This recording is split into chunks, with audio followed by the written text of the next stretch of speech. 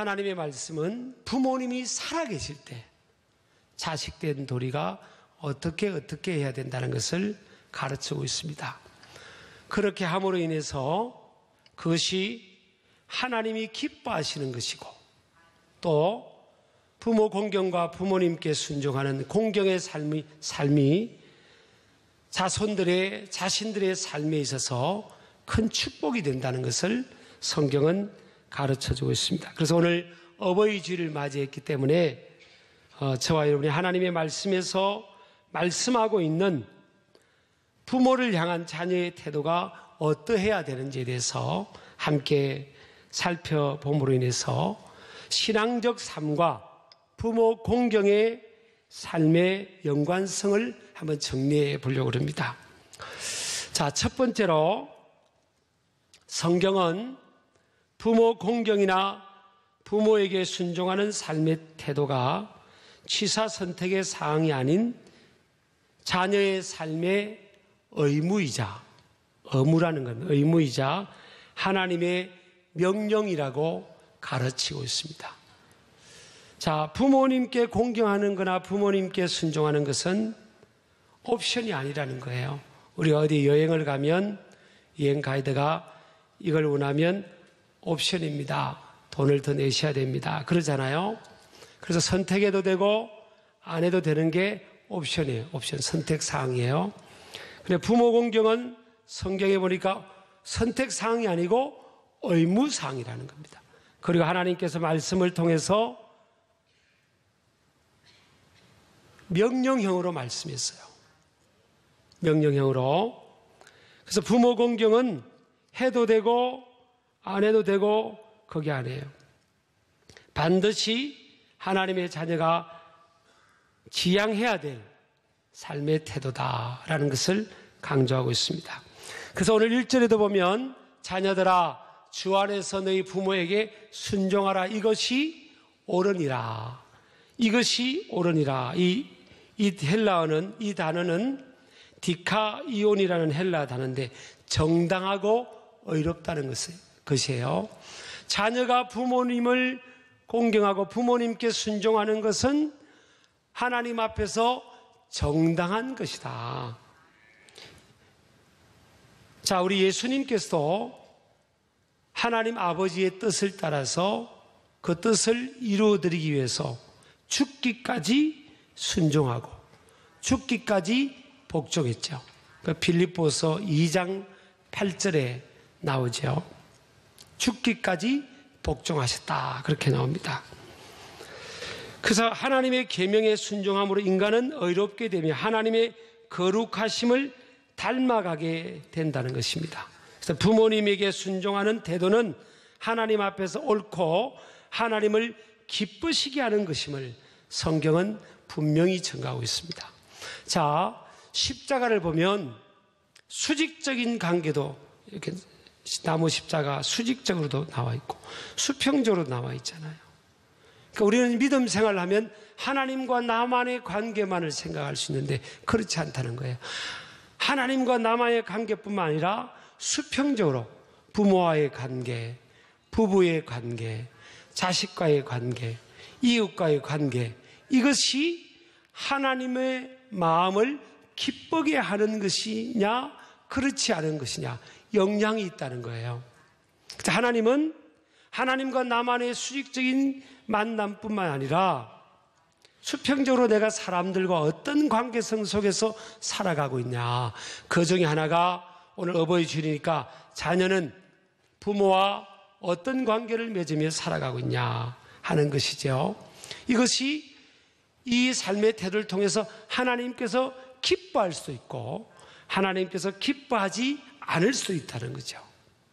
그 자식이 부모를 공경하고 부모님께 순종하는 것은 하나님 앞에서도 옳은 것이고 또 골로새서 3장 20절에 보니까 하나님을 뭐 한다고요? 주 안에서 기쁘게 하는 것이라 그랬어요. 하나님을 기쁘게 하는 것이다. 자녀들아 모든 일에 부모에게 순종하라.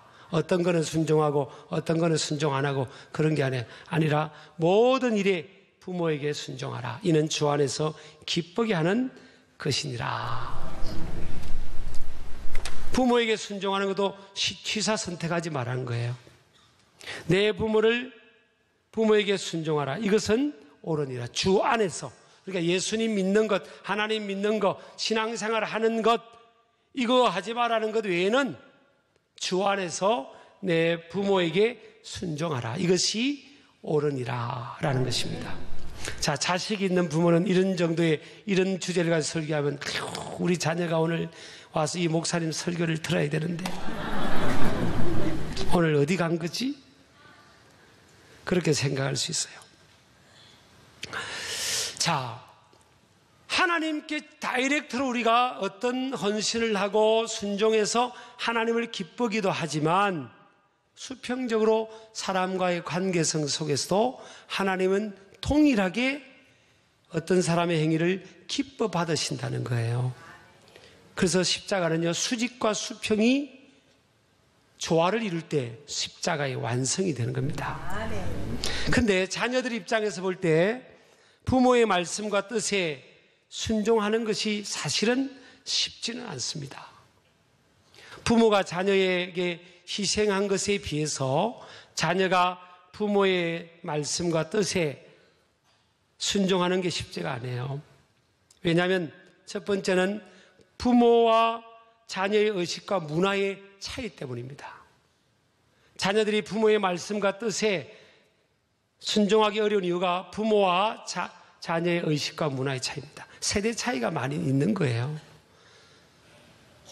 그러니까 이게 자녀들이 생각할 때 우리 부모하고는 좀 세대 차이가 나. 그래서 나이가 어린 자녀일수록 부모가 한 말은 하나도 안 맞다고 생각하는 겁니다. 나이가 어릴수록. 그러다가 이제 성장해서 자기가 결혼을 하고 아이를 낳고 부모가 되어 보면서 이제 서서히 깨닫는 겁니다. 서서히. 야, 부모님이 한 말씀은 하나도 버릴 게 없구나. 부모님이 하신 말씀이 다 옳구나. 내 인생의 보약이 되는 말씀인데 내가 왜 그때 그 말씀을 듣지 못했을까? 그걸 깨닫는 순간 그때는 이미 뭐예요? 부모님이 이제 우리 곁을 떠난다든지 더 연로하다든지 뭐 그런 상황이 되는 거죠. 그래서 부모와 자녀 간에는 사실은 의식과 문화에 많은 차이가 있습니다. 있지만 자녀된 도리는 뭐예요? 부모가 나보다 세상 교육을 덜 배웠다 할지라도 지금 성경에 보니까 주 안에서 너희 부모라고 했잖아요. 주 안에서 부모 앞에 어떤 세상의 커리어가 있다든지 학문적인 배경이 있다든지 포지션이 있다든지 부모의 어떤 훌륭한 인격이 갖춘 그 어떤 부모를 묘사하는 조건이 따라붙은 게 아니에요. 딱 하나의 조건입니다. 자녀들아, 주 안에서 너희 부모에게 내 부모라면 너희들 주 안에서 순종해라. 주 안에서 순종하라. 이것이 하나님 앞에서 옳고 골로새 3장 20절에 보면 나를 기쁘게 하는 거다라는 겁니다. 그래서 어떤 분은 그런 말을 했습니다. 눈에 보이는 부모를 공경 못하면서 눈에 보이지 않는 하나님을 어떻게 공경한다고 할 수 있을까? 저는 굉장히 공감이 되는 말씀이라고 생각했습니다. 부모와 나의 의식이 갭이 있다 할지라도 하나님 앞에서 자녀는 뭐예요? 부모의 존재를 눈에 보이는 하나님과 같은 존재로 인정하고 또 그분의 뜻을 받드는 이것이 순종입니다. 사실 순종이라는 단어는요, 헬라로 히파쿠에테라는 단어가 사용됐어요. 귀를 기울이다, 경청하다 이런 뜻입니다. 자녀들아, 주 안에서 너희 부모에게 순종하라. 이 말은 뭐예요? 부모의 말에 귀를 기울이라, 경청하라 그러는 거예요. 자녀는 부모가 무슨 말을 하면 귀를 기울이는 거예요. 우리 엄마 아빠가 무슨 말을 하시나, 아버님 어머니 말씀해 하세요. 내가 듣겠습니다. 귀를 기울이라는 거예요. 근데 하나님과 우리와의 관계도 마찬가지죠. 하나님을 공경하고 받드는 첫 단추가 뭐예요? 하나님이 나에게 주시는 말씀에 귀를 기울이는 거예요. 그래서 신명기 28장 1절에도 보면 하나님께서 우리에게 하신 말씀을 삼가 듣고, 첫 단추가 뭐예요? 삼가 들어야 되는 거예요. 듣는 게 중요한 겁니다. 잘 들으라는 거예요. Be careful to listen to the word of God with all your heart. 전심으로 하나님께서 내게 주신 말씀에 귀를 기울여라. 부모가 나한테 무슨 말을 하면 귀를 기울이라는 거예요. 아유, 엄마 아빠 말은 다 틀려서 어떻게 저런 말을 해. 아유, 나는 진짜 말도 안 통해. 그렇게 생각하지 말라는 거예요. 하나님이 그 태도를 보신다는 거예요. 우리 어버이 주일이니까 오늘 이렇게 한번 나눠봅시다. 또 다음에는 자녀 입장에서 한번 설교할게요. 오늘 오해할까 말까 고민 중이에요, 지금. 그러니까 부모의 말에, 인생 선배의 말에, 영적 지도자의 말에, 사회 어른들의 말에 이렇게 귀를 기울이라는 겁니다. 살아오면서 인생의 성공과 실패를 통해서 체득한 삶의 그 경륜과 지혜가 있잖아요. 그래서 하나님께서 이 자녀들을 바른 길로 가이드하도록 하기 위해서 하나님께서 부모라는 존재를 자녀의 삶의 울타리로 가이드로 세워주신 거예요. 그래서 부모의 말에 귀를 기울여라. 이것이 하나님을 기쁘게 하는 것이고 하나님 앞에서 옳은 것이다 라는 겁니다. 두 번째는요, 부모의 말씀에 자녀가 순종하기 어려운 이유는 인간의 죄성 때문입니다. 죄성. 아담과 하와가 타락한 이후로 인간은 뭐예요? 끊임없이 하나님께로부터 독립해서 자기 마음대로 살고 싶은 거예요. 이사야서 53장에 보니까 각기 제 길로 각건을 그랬어요. 자기 뜻대로, 자기 고집대로, 자기 생각대로, 자기 마음대로 살고 싶은 이 경향성, 이것이 뭔가 하면 죄입니다. 죄. 신학적으로 이 죄는 헬라로 하마라티아인데 관역을 빗나갔다. 목표물이잖아요. 목표치, 그 표적물, 관역을 빗나간 겁니다. 하나님께서 이렇게 살아라, 이렇게 살아야 된다고 하나님께서 말씀을 통해서 제시해 주신 그 관역을 빗나간 거예요. 빗나간 거예요. 그게 죄라는 겁니다. 하나님께서 부모님을 통해서 너는 이렇게 살아라 하는데 그 부모님 뜻을 따라 빗나가 사는 거예요. 이게 죄성이에요. 죄성. 인간에게는 다 죄성이 있어서 부모의 말을 안 따르고 싶고, 스승님의 말을 안 따르고 싶고, 인생의 리더의 말을 안 따르고 싶고 하는 그런 경향성이 있는 거예요. 이게 죄성이에요. 죄성. 유전적으로 우리 속에 흘러온 이 죄성. 그 다음에 성경은요, 큰 두 번째로 보면 부모님께 순종하는 삶은 먼저 하나님을 섬기는 것이며 하나님을 기쁘시게 하는 행위입니다. 부모님 섬기는 게, 순종하는 게 하나님 섬기는 거라는 거예요. 자녀 입장에서 부모님께 순종하는 것이 쉽지 않아 보여도 부모님께 순종하는 삶은 하나님을 섬기는 삶의 한 부분이 된다 하는 것을 성경은 우리에게 가르치고 있습니다. 세 번째는요, 굉장히 중요합니다. 제가 평생에 붙들고 살아왔던 부분이에요. 부모 공경은 약속이 있는 첫 계명. 따라합시다. 약속이 있는 첫 계명이다. 여기서 첫이라는 단어는 헬라어로 프로테라는 단어입니다. 순서적으로도 첫 번째이지만 중요도에서도 첫 번째라는 겁니다. 그래서 모세가 하나님의 산 호렙에 올라갔을 때 두 돌판을 가지고 올라가서 10계명을 받아왔잖아요. 1계명부터 4계명은 하나님과의 관계에 대해서 말씀하고 있는 내용이고 5계명부터 10계명은 사람과 연관된 거예요. 근데 사람과 연관된 계명 중에서 첫 번째 계명이 내 부모를 공경하라, 그 말씀입니다. 그러면 내가 땅에서 잘되고 장수하리라. 이것이 첫 계명이에요. 사람과 관계성에서 첫 계명입니다. 순서도 첫 계명이지만 중요한 것도 첫 번째라는 거죠. 또 하나는 이 부모 공경에 대한 것이 왜 약속이 있는 첫 계명이냐? 그럼 무슨 약속이 있냐는 거예요. 약속이 있는 첫 계명인데 무슨 약속이 있느냐? 따라합시다. 부모 공경은 네 번째 봅니다. 하나님의 축복과 연관된 약속이 주어져 있는 계명이다. 네, 조금 띄워주세요. 쓰시는 분들이 있으니까. 하나님의 축복과 연관이 있다는 거예요. 다른 것들은 10계명에 보면 하나님의 앞에 축복에 대해서 약속되면서 계명을 말하지 않아요. 딱 하나입니다. 하나님 축복은 부모 공경이에요.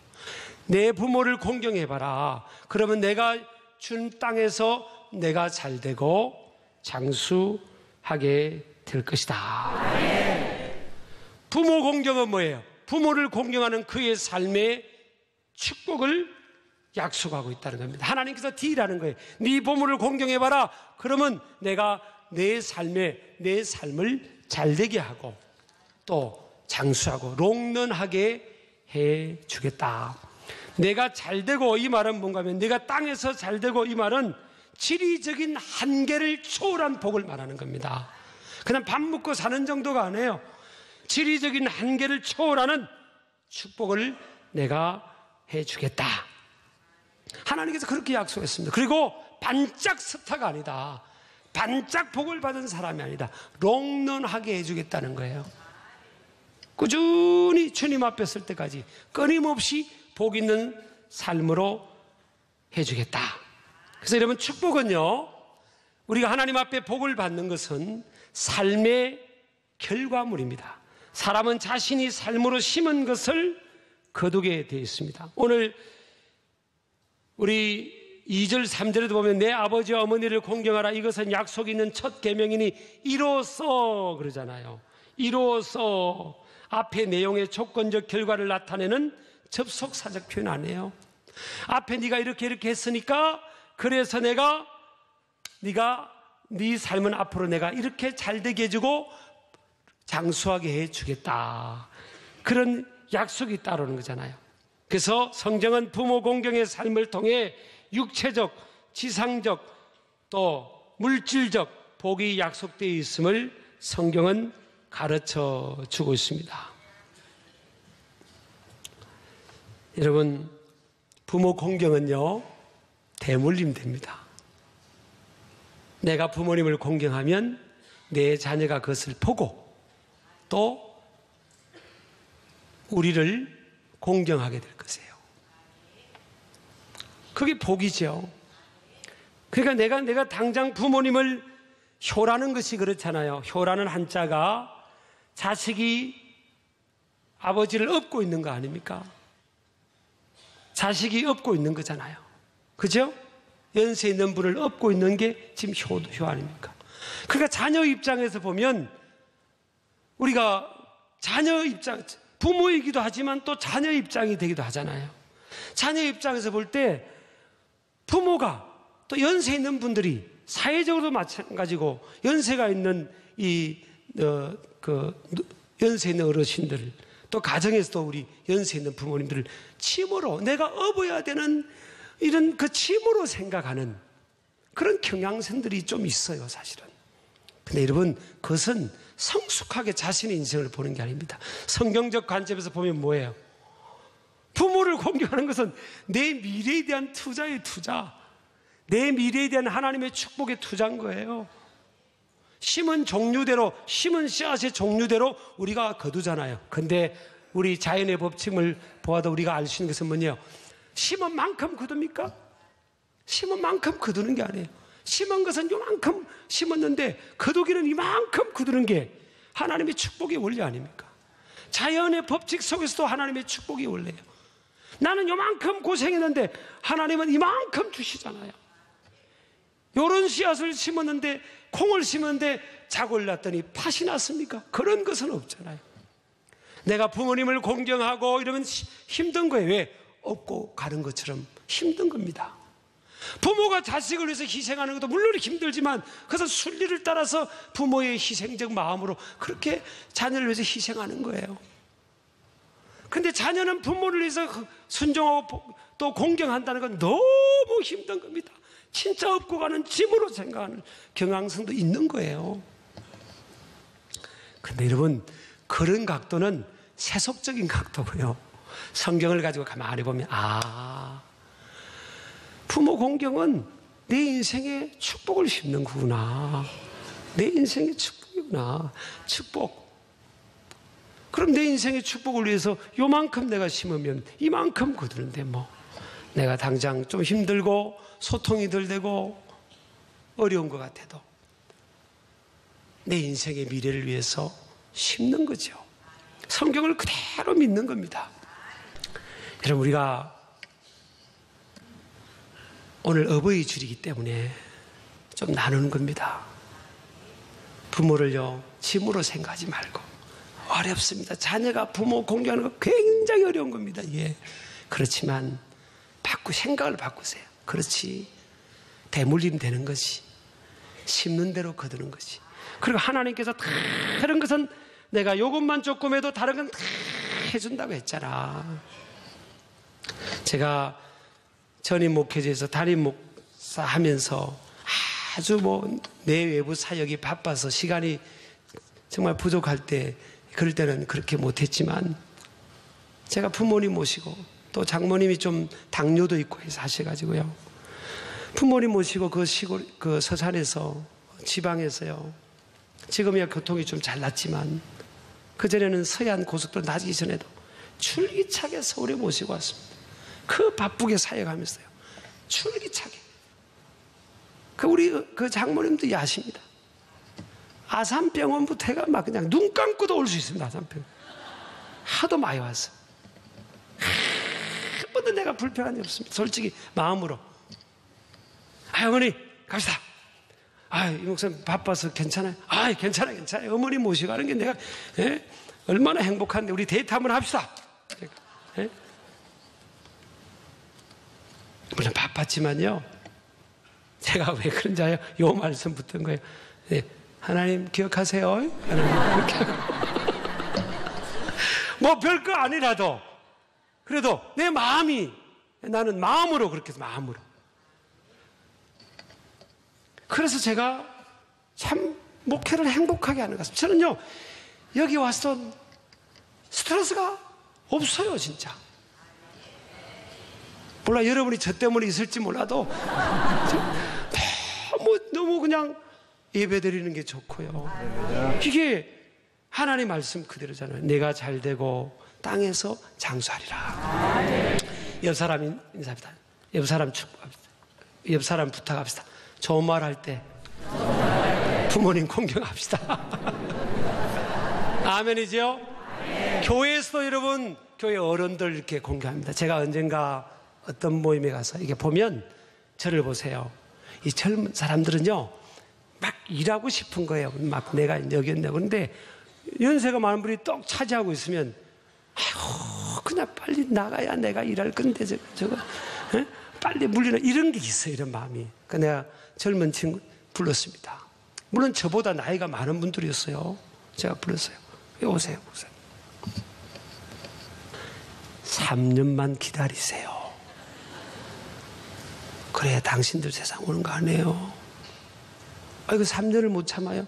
3년 못 기다리고 스트라이크 하면요, 당신들 이제 위치가 됐을 때 밑에서 스트라이크 당합니다. 3년 기다리고 섬기고 대우하세요. 그러면 나중에 딱 10년이 평안할 대우받을 거예요. 내가 그런 이야기에서 잘했죠? 네. 성경에 다 가르치고 있는 거예요. 이렇게 가르치고 있는 거예요. 오늘 제가 어버이 주일이라서 좀 설교가 길어서 용서하세요. 자, 설교 끝.